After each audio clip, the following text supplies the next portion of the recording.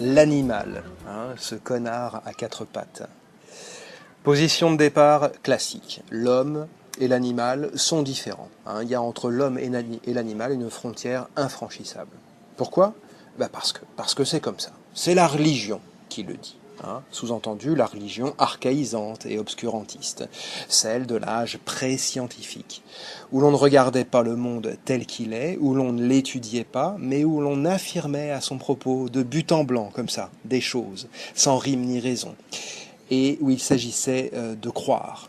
Oui, tout est là. C'était l'âge de la croyance aveugle, dirions-nous, si nous avions peur que notre attention ironique passe inaperçue.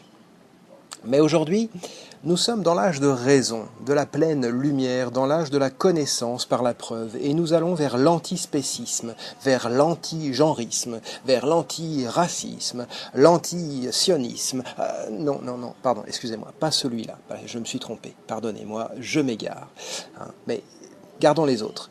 Il n'y a donc plus, de nos jours, de différence, voilà, pour revenir à notre propos, entre l'homme et l'animal. Bien que, il est vrai, que l'évidence sensible nous donne à voir le contraire à tout instant. Il n'y a plus de race, hein, même dans le métro à 6 heures du soir, il n'y a plus de différence des sexes, bien que ton pantalon et le mien ne pensent pas de même. Il convient donc de travailler sur nos sensations, sur les évidences, comme nous les appelons, et notre premier travail sera de nous persuader qu'elles ne sont pas évidentes, justement, ces évidences. Mettons donc notre pensée au service d'une hypothèse. Allez, à titre d'expérience. Hein. La domination de l'homme sur l'animal est injuste, inique. D'ailleurs, ce que l'homme fait à l'animal, cheval, bœuf, chien, poule, il se le fait à lui-même. L'esclavage est l'exemple type de cette puissance abusive, de cette propriété indue qu'un homme s'arroge sur son semblable. Traiter l'animal comme une bête de somme, ou traiter l'humain comme une bête de somme, c'est tout un. Cela procède de la même cause, et cela nécessite le même remède. Anti-racisme et anti-spécisme, même combat. Égalitarisme est le maître mot, non seulement de tous les humains entre eux, mais au-delà de ça, de toutes les espèces entre elles.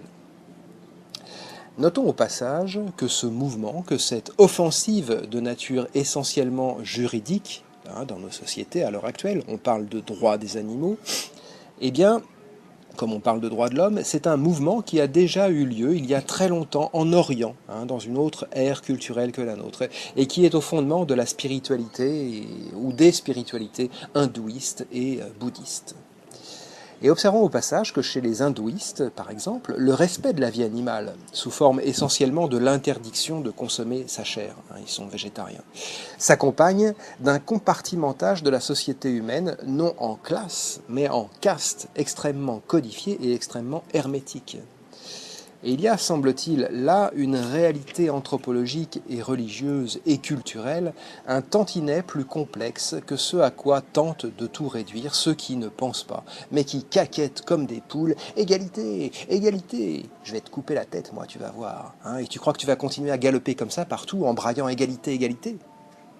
Alors, en ce qui concerne maintenant le bouddhisme, cette compassion universelle qui fait partie de ses valeurs fondamentales et qui semble être posée là comme un idéal à atteindre, s'assortit d'une obligation, plus noble encore et plus difficile à atteindre, celle d'étendre cette compassion universelle jusqu'à soi-même.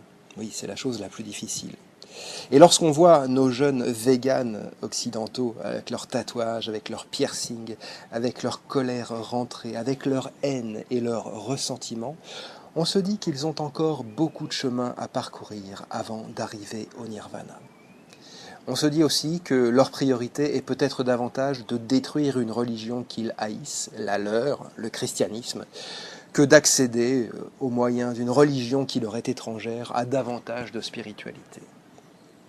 Et on pourrait d'ailleurs à ce propos établir un classement des religions du monde en fonction d'un critère qui, grosso modo, les sépare entre Orient et Occident, en fait. Religion sacrificielle d'un côté, c'est-à-dire celle qui pratique selon des rites l'immolation de victimes animales, forcément souffrante, bien évidemment. Alors il y a là-dedans les trois monothéismes, qui pour l'occasion et pour une fois se trouvent ici réconciliés, et aussi beaucoup de formes du paganisme antique, qui étaient également des religions sacrificielles.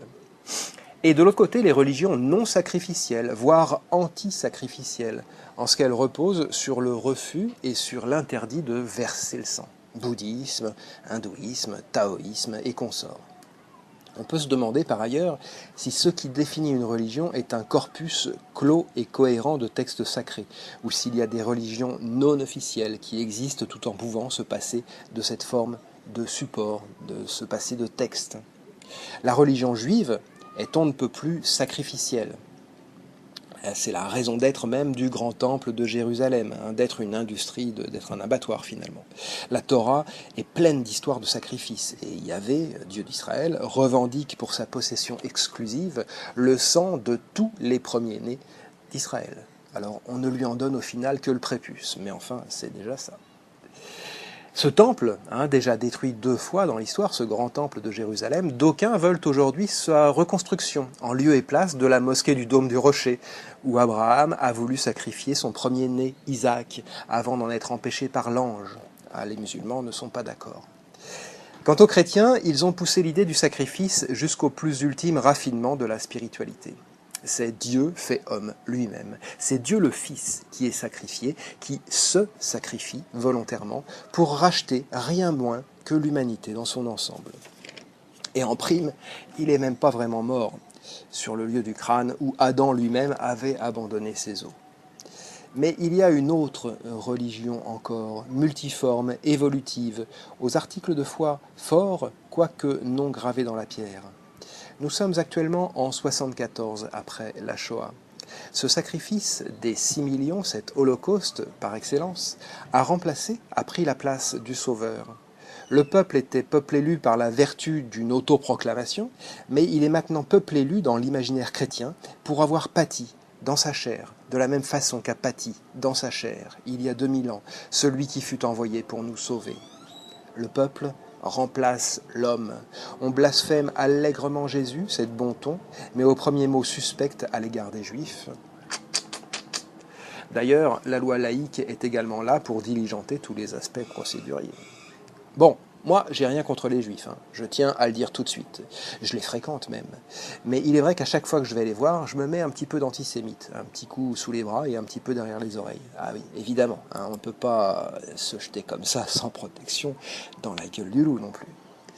Mais nous étions partis d'une réflexion sur l'animal, ce connard à 4 pattes, sur l'animal dans son rapport avec l'homme, et je me rends compte que je viens de me faire entraîner, suivant la logique de mes digressions, jusqu'au point où je ne puis plus espérer retomber sur mes pattes, d'autant que je n'en ai que 2. Bah ouais, la culture c'est de la miel, et la miel c'est comme la confiture, ça colle à la figure. Allez, question animaux, juste une blague avant de partir. 2 amis sur un banc dans un jardin public à Paris arrivent au bout de leur conversation animée et puis ils restent là plusieurs secondes, plusieurs dizaines de secondes sans plus rien dire, chacun absorbé dans ses pensées. Devant eux, un pigeon passe et repasse. Et l'un d'eux dit alors à l'autre « C'est vrai que c'est plus con qu'un dauphin, mais au moins ça vole. »